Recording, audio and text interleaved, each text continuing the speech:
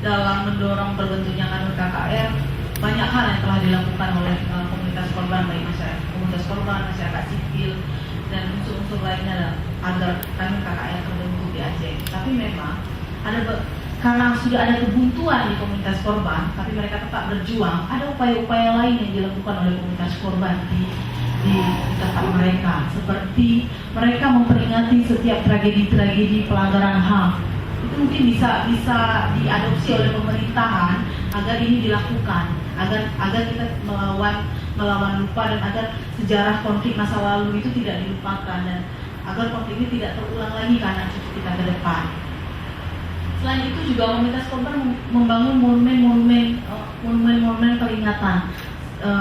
Komunitas korban dan komunitas Aceh sendiri mencatat tragedi yang terjadi. Misalnya seperti Jambu Kepuk itu sudah ada monumen tragedi peristiwa di mana 16 orang meninggal, 12 orang dibakar hidup-hidup, dan 4 orang ditembak mati. Dan di tempat tersebut sudah ada monumen peristiwanya, agar ini kita kenang dan tidak terulang lagi kejadian hal seperti itu. Selain itu juga komunitas korban dan masyarakat sipil lainnya juga membuat KKR komunitas, agar pada saat kanun KKR terbentuk dan Komisi Kebenaran Rekonsiliasi ada, komunitas korban sudah siap untuk melakukan testimoni tentang kejadian-kejadian masa lalu yang dia rasakan. Jadi upaya-upaya itu mungkin bisa diadopsi oleh pemerintahan untuk menjadi aktivitas yang dilakukan oleh pemerintahan, baik di tingkat provinsi maupun kabupaten kota.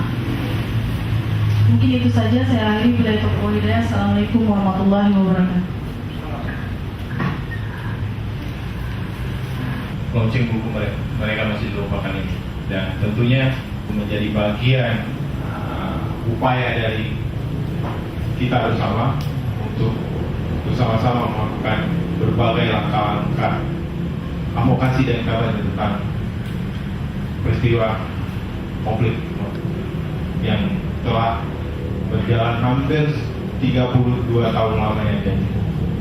Saya juga ingin sekali berterima kasih kepada Kontras. Terima kasih sekali karena telah melibatkan saya dalam perjuangan mereka yang SKS sistem kebun semalam. Karena datanya selalu diberikan kepada saya di detik terakhir. Tapi alhamdulillah saya senang karena sudah lama sekali saya tidak ber-SKS Ria. Saya kan sudah tua, jadi sudah lupa cara rasanya jadi mahasiswa. Tapi berkat Kontras saya jadi muda. Jadi alhamdulillah sekarang buku itu sudah ada.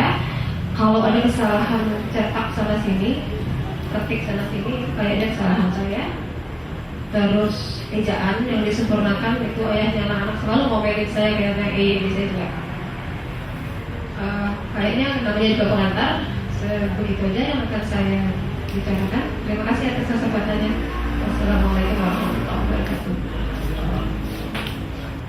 Tapi selama kemudian bahwa proses antara rekonsiliasi di antara korban-korban itu dengan pelaku perpetrator, entah itu TNI, entah itu Brimob, entah itu GAM yang banyak disebutkan juga di sini, ini diikuti pada saat yang sama kebijakan ekonomi dan keadilan serta kesejahteraan yang merata, saya kira semuanya akan baik-baik saja. Dan sejauh ini saya kira kedewasaan masyarakat Aceh sudah cukup terbukti bahwa sampai sekarang itu ya meskipun ada letupan-letupan kecil di sana sini masih bisa cukup ditolerir gitu. Aceh tidak sampai terjadi kerusuhan massal besar-besaran seperti di Poso, seperti di Ambon. Jadi peluang untuk menciptakan suatu rekonsiliasi yang tidak hanya memberikan bantuan seperti bantuan ekonomi, tapi juga ada pengakuan, terus kemudian ada pengungkapan, terus kemudian ada permintaan maaf itu sendiri, ada pencatatan terhadap korban-korban konflik yang menurut catatan CIA bisa sampai 10.000 orang itu. Dan saya itu yang memimpin rapat perumusan kembali, pembahasan dan perumusan kembali itu bersebarkan. Kemudian inilah yang kita ajukan ke pimpinan untuk dibawa ke dalam sidang paripurna khusus DPR Aceh. Ini sebagai proses tahapan menjadi kanun inisiatif DPR itu. kemudian dibawa ke sidang paripurna khusus untuk diminta persetujuan paripurna agar draft yang diinisiasi oleh yang tadinya awalnya oleh aktivis HAM, ya LBH dan Kontras terutama sekali, dan juga beberapa LSM lain yang ikut bergabung, kemudian kita jadikan menjadi usul badan legislasi. Kemudian di paripurna sudah diterima, sudah disetujui, ditetapkan menjadi kanun inisiatif DPR. Ini terkait apa yang disampaikan oleh Pak Dasal yang tadi tentang rancangan kanun KKR juga tentu atas bahasan bersama yang diungkapkan tadi antara pemerintah, antara eksekutif dan legislatif. Terhenti ini bukan juga tidak ada alasan, Bapak Ibu sekalian. Amanah pasal 229 KKR itu adalah bagian dari KKR nasional. Sementara KKR nasional yang diatur dengan Undang-Undang Nomor 27 Tahun 2004 itu sudah tidak ada lagi, dibatalkan dengan putusan MK atas judicial review oleh masyarakat pegiat HAM juga yang merasa. Jadi ini juga sambil menunggu, karena kalau kita bentuk juga hanya bentuk organisasi.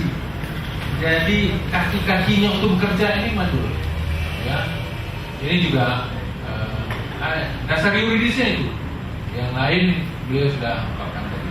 Tapi walaupun demikian juga kami terus duduk membahas, apalagi Komisi A yang diberikan tugas ini sudah melakukan pertemuan dengan rekan-rekan yang bergiat HAM. Kita tidak tinggal diam.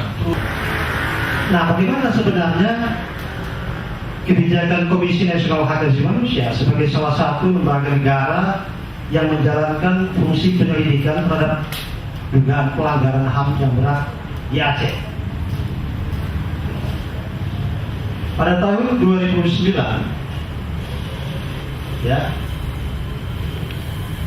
sidang paripurna Komnas HAM telah membentuk tim pengkajian kekerasan di Aceh yang tugasnya adalah mengkaji dan memverifikasi kasus-kasus yang pernah dan belum diselidiki, ya, oleh Komisi Nasional Hak Asasi Manusia. Simpulan dari tim adalah, dan itu disetujui oleh sidang paripurna, pada saat terjadi konflik bersenjata internal, kedua belah pihak, baik itu negara atau dan non-state, ya, TNI, Polri, GAM, itu pernah melakukan pelanggaran hak asasi manusia. Itu simpulan. Lalu rekomendasinya apa? Pertama, ya,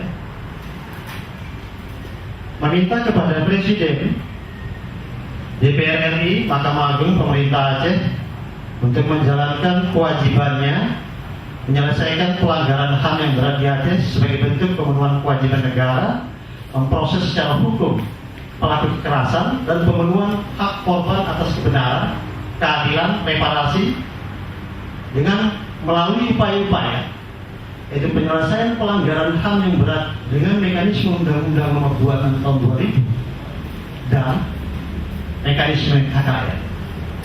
Itu satu. Saya ingin katakan bahwa penyelesaian pelanggaran HAM dan pelanggaran HAM berat di Aceh itu memerlukan dukungan semua pihak, baik itu pemerintah, ya, pusat maupun Aceh, parlemen, DPR RI maupun parlemen Aceh.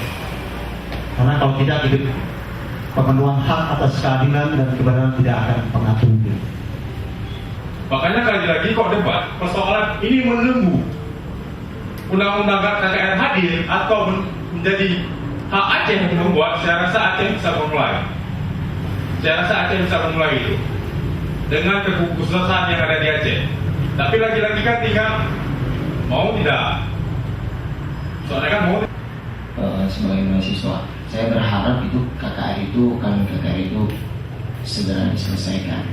Karena tidak menutup kemungkinan ketika kanun KKR itu tidak diselesaikan, keluarga korban akan melakukan sesuatu yang tidak kita inginkan, tidak menutup kemungkinan itu. Nah, ketika itu terjadi, siapa yang bertanggung jawab?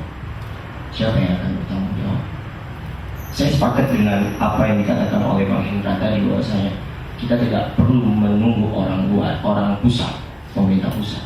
Kita lakukan, kita di sini kita lakukan terus sendiri. Karena korbannya juga kita, bukan mereka. Nah, kalau bukan sekarang kapan lagi? Dan kalau bukan kita siapa lagi? Mungkin saya cukupi di sini saja. Assalamualaikum warahmatullahi wabarakatuh. Itu untuk apa? Pemerintah, eksekutif maupun legislatif. Kalau soal untuk buku, saya rasa idenya sangat menarik, artinya mendokumentasikan, karena banyak hal yang makin lama makin hilang, tapi memang masih sangat sederhana, artinya agak tanggung kan. Dibilang reportase juga ya, tapi itu niatnya, artinya pasti ini tidak akan dilupakan gitu. Tapi memang saya sepakat tadi, kalau orang yang tidak mengerti konteks siapa yang melupakan mereka, karena di dalam ini keluarga korban, keluarganya pasti tidak akan melupakannya. Nah, konteks itu tidak diangkat. Kenapa kita memakai mereka masih dilupakan? Nggak ada pengantar untuk ke sana. Dari saya itu saja, terima kasih.